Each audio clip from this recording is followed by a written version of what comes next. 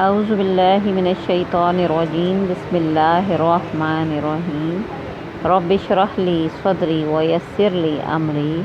واحلل عقدۃ من لسانی یفقہوا قولی۔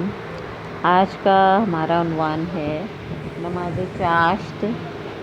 اشراق اور اوابین میں کیا فرق اور فضیلت ہے۔ تو نماز اشراق، چاشت اور اوابین کو عربی زبان میں صلاۃ الضحیٰ کہا گیا ہے۔ صلاۃ الضحیٰ آپ سورج کے طلوع ہونے سے 20 منٹ بعد جو ہم نماز اول وقت میں پڑھتے ہیں اسے کہا جاتا ہے اشراق، یعنی سورج کا نکل آنا، اور چاشت یعنی اس کے بعد کا درمیانی وقت یعنی اور اسی طرح سے جو ہم ظہر سے پہلے یعنی زوال کے وقت سے پہلے پڑھیں گے، جب سورج بالکل سر پہ ہوتا ہے اور اس کی تپش محسوس کی جاتی ہے، اسے اوابین کہا جاتا ہے۔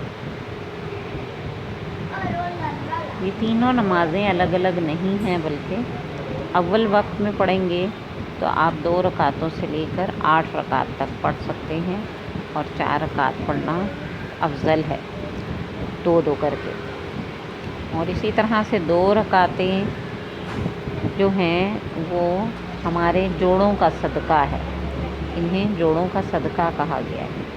اور اگر 4 رکعتیں ادا کرتے ہیں تو یہ ہمارے جسم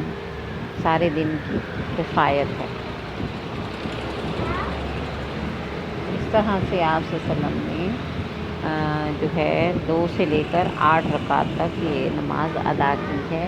اور یہ تینوں نمازوں کا ایک ہی نام ہے۔ تینوں نمازوں کا الگ الگ نہیں ہے، بلکہ ایک ہی نام ہے صلاۃ الضحیٰ، اور آپ انہیں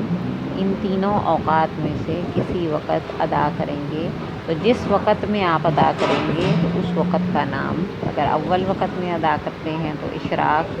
اور درمیانی وقت میں ادا کرتے ہیں تو یہ چاشت کہلائے گی، اور آخری وقت میں ادا کریں گے جب سورج بالکل سر پر آ جاتا ہے اور تپش اس کی محسوس ہونے لگتی ہے تو یہ اوابین کی نماز کہلاتی ہے۔ اور اوابین، اواب کا مطلب ہوتا ہے پلٹ جانے والا، یعنی لوٹ کر آنے والا، اپنے رب کی طرف لوٹ کر آنے والا۔ جیسے کہ اونٹ کے بچے کی مانند اسے کہا گیا ہے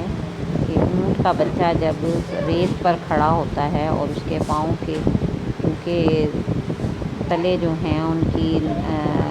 اسکن یا جلد جو ہے وہ اتنی پختہ نہیں ہوتی اور اسے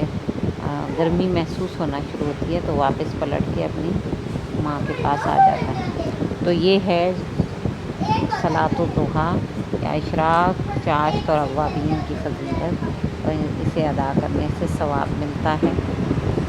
جزاکم اللہ خیرا کثیرا۔ السلام علیکم ورحمۃ اللہ۔